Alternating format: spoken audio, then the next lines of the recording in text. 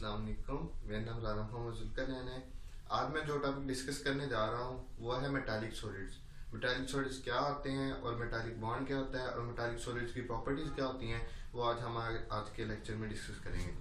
सबसे पहली बात, मेटालिक सॉलिड्स, इसकी हम डेफिनेशन देखते हैं। कहते हैं metallic solids are those solids in which metal atoms are held together by metallic bond. कहते हैं मेटालिक सॉलिड्स वो वाले सॉलिड्स होते हैं जिसमें मेटल के जो एटम है वो मेटालिक बॉन्ड के थ्रू हेल्ड हुए होते हैं। अब हम देखते हैं कि आखिरी मेटालिक बॉन्ड क्या है। Metallic bond the attractive forces which bind a metal cation to the number of electron within sphere of its influence. कहते हैं ये वो अट्रैक्टिव फोर्सेस है जो कि एक मेटल केटाइन को उसके इर्द गिर्द जितने भी इलेक्ट्रॉन है उनसे बाइंड करके रखती है, उसे हम कहते हैं मेटालिक बॉन्ड। फॉर एग्जाम्पल हमारे पास ये एक मेटल की एग्जाम्पल है, ये है केटाइन, पॉजिटिव पॉजिटिव पॉजिटिव, ये इलेक्ट्रॉन लूज किए हुए हैं, लूजली इलेक्ट्रॉन। कहते मेटालिक बॉन्ड क्या है, कहते द अट्रैक्टिव फोर्सेस, ये वो अट्रैक्टिव फोर्सेस है व्हिच बाइंड मेटालिक केटाइन, जो कि मेटल केटाइन को to the number of electron within sphere of its influence, जो कि उसके इर्द गिर्द नंबर ऑफ इलेक्ट्रॉन है उनसे बाइंड करके रखती है। ये वो बॉन्ड मेटालिक बॉन्ड कहलाता है। फॉर एग्जांपल ये हमारे पास plus plus plus plus plus ये सारे मेटल केटाइन है और ई से जो मैंने रिप्रेजेंट की ये सारे नंबर ऑफ इलेक्ट्रॉन है। ये केटाइंस को नंबर ऑफ इलेक्ट्रॉन के दरमियान जो बॉन्डिंग है बेसिकली इसे हम कहते हैं मेटालिक बॉन्ड। ये जो अट्रैक्टिव फोर्सेस है इसे हम मेटालिक बॉन्ड कहते हैं। ये मेटालिक बॉन्ड के थ्रू हेल्ड होके एक जो हमारे पास सॉलिड्स बनता है उसे हम मेटालिक सॉलिड्स कहते हैं। अब हम डिस्कस करेंगे मेटालिक सॉलिड्स क्या होते हैं, उनकी प्रॉपर्टीज क्या है। सबसे पहली प्रॉपर्टी उनकी है इलेक्ट्रिकल कंडक्टिविटी। हमारे पास एक मेटल है, हमने मेटल के दोनों तरफ इलेक्ट्रिक फील्ड अप्लाई करती है। जब हम मेटल के दोनों तरफ इलेक्ट्रिक फील्ड अप्लाई करेंगे तो क्या होता है, हमें पता है कि मेटल जो है वो इलेक्ट्रिसिटी कंडक्ट कर सकते हैं। वो इलेक्ट्रिसिटी क्यों कंडक्ट कर सकते हैं, क्योंकि उनके पास फ्री इलेक्ट्रॉन होते हैं। कंडक्टिविटी उसी वक्त पॉसिबल होती है जब फ्री इलेक्ट्रॉन होते हैं या फ्री आयन होते हैं। फ्री आयंस तो इसमें है नहीं, फ्री इलेक्ट्रॉन है। इसमें इलेक्ट्रॉन जो है वो इलेक्ट्रिकल कंडक्टिविटी में हेल्प करेंगे। अब हम देखते हैं कि इलेक्ट्रिकल कंडक्टिविटी में किस तरह हेल्प करते हैं। ये हमारे पास मेटल है, मेटल के इर्द गिर्द हमने इलेक्ट्रिक फील्ड अप्लाई की हुई है। जब हम इलेक्ट्रिक फील्ड अप्लाई करते हैं तो ये जो इलेक्ट्रॉन है ये मतलब यहाँ से मूव होना शुरू हो जाते हैं पॉजिटिव एंड की तरफ। जब ये पॉजिटिव एंड की तरफ मूव होना शुरू हो जाते हैं तो इस तरह हमारे पास इलेक्ट्रिसिटी पास होना शुरू हो जाती है।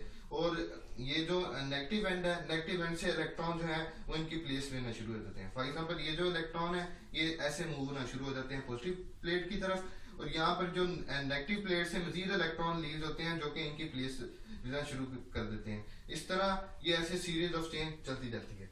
अब हम बात करते हैं कि इस कंडक्टिविटी का टेम्परेचर पे क्या इफेक्ट है।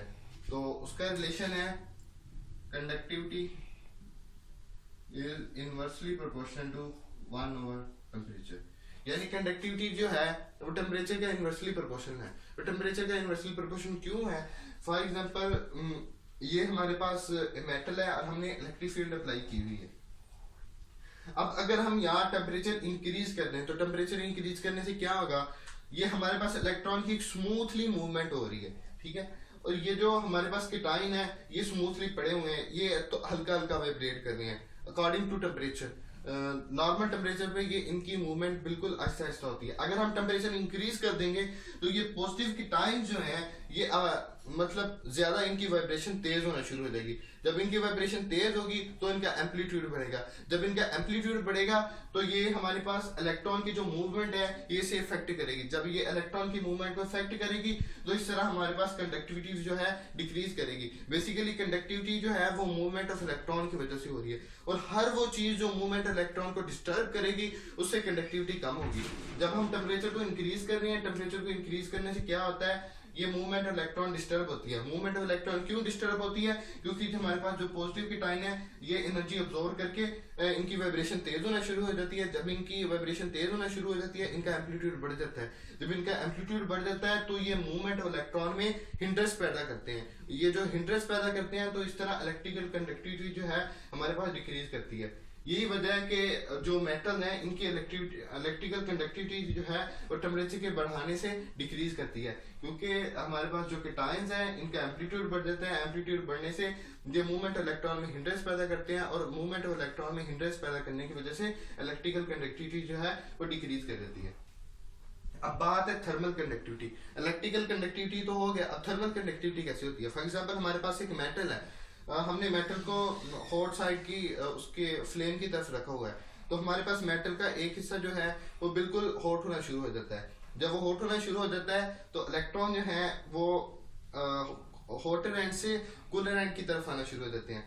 जब वो कूलर एंड की तरफ मूव करना शुरू हो जाते हैं तो हमारे पास जो हॉटर एंड पर इलेक्ट्रॉन है वो कूलर एंड के इलेक्ट्रॉन के साथ टकराना शुरू कर देते हैं। जब वो कूलर एंड के इलेक्ट्रॉन के साथ टकराना शुरू कर देते हैं तो इस तरह एनर्जी शिफ्ट होती है इलेक्ट्रॉन में। जब एनर्जी शिफ्ट होती है तो इस तरह जो हॉट एंड है और उससे कोल्ड एंड की तरफ जो है एनर्जी हमारी शिफ्ट होती है। इस तरह हमने देखा जब हम फ्लेम की एक साइड पे मेटल रखते हैं तो आहिस्ता आहिस्ता हमारे पास एनर्जी शिफ्ट होना शुरू हो जाती है। जब एनर्जी शिफ्ट होना शुरू हो जाती है तो आहिस्ता आहिस्ता मेटल की दूसरी साइड जो है वो भी हॉट होना शुरू हो जाती है। उसकी वजह बेसिकली यही है क्योंकि कंडक्शन जो है वो बेसिकली इसमें फ्री इलेक्ट्रॉन होते हैं, और फ्री इलेक्ट्रॉन की वजह से ये कंडक्शन पॉसिबल होती है।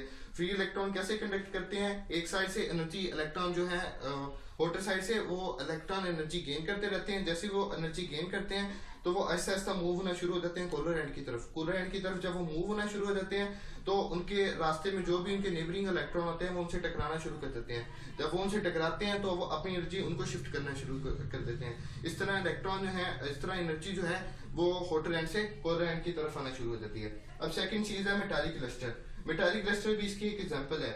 इसमें ऐसे होता है कि मेटल जो है वो बेसिकली इलेक्ट्रॉन ऑब्जॉर्व करते हैं। मेटल में जो फ्री इलेक्ट्रॉन होते हैं वो एनर्जी ऑब्जॉर्व करते हैं। एनर्जी जब वो ऑब्जॉर्व करने की सलाहियत रखते हैं, जब वो एनर्जी ऑब्जॉर्व करते हैं तो वो एक्साइटेड स्टेट पे चले जाते हैं। जब वो एक्साइटेड स्टेट पे डी एक्साइटेड स्टेट की तरफ आते हैं तो वो एनर्जी अपनी लूज कर देते हैं। यानी कि जब मेटल इलेक्ट्रॉन जो है वो एनर्जी ऑब्जॉर्व करते हैं तो वो एक्साइटेड स्टेट पे चले जाते हैं। जब वो डी एक्साइटेड होते हैं तो वो एनर्जी रिलीज करते हैं। जब वो एनर्जी रिलीज करते हैं तो वो energy in the form of light होती है। तो हमें इस तरह महसूस होता है कि मेटालिक की सरफेस से जैसे लाइट निकल रही हो, और वो बेसिकली मेटालिक क्लस्टर होता है। जो ये मेटल्स की एक स्पेसिफिक प्रॉपर्टी है जो कि मेटल्स शो करते हैं। यही लिखा हुआ है electron absorb energy and are excited. जब इलेक्ट्रॉन एनर्जी को ऑब्जॉर्व करते हैं तो वो एक्साइटेड स्टेट पे चले जाते हैं। जब वो डी एक्साइटेड होते हैं तो वो उस एनर्जी को रिलीज कर देते हैं, और वही एनर्जी हमें in the form of light नजर आती है, जिससे हमें पता चलता है कि मेटल जो है वो बेसिकली हमारे पास एक मेटालिक क्लस्टर शो करते हैं। तो इस तरह अगर हम मेटल की एक साइड को कट कर लें तो वो न्यू सरफेस अपीयर होती है। न्यू सरफेस जब अपीयर होती है तो इलेक्ट्रॉन जो है वो एनर्जी ऑब्जॉर्व करते हैं सनलाइट से या किसी अदर सोर्स से। जब वो एनर्जी ऑब्जॉर्व करते हैं तो इलेक्ट्रॉन एक्साइटेड हो जाते हैं। जब एक्साइटेड से डी एक्साइटेड की तरफ आते हैं तो एनर्जी रिलीज होती है in the form of light, और हमें ऐसे नजर आता है जैसे हमारे पास जो मेटल्स हैं ये बेसिकली मेटालिक क्लस्टर शो कर रहे हैं। तो when electron D excited and release energy in the form of light.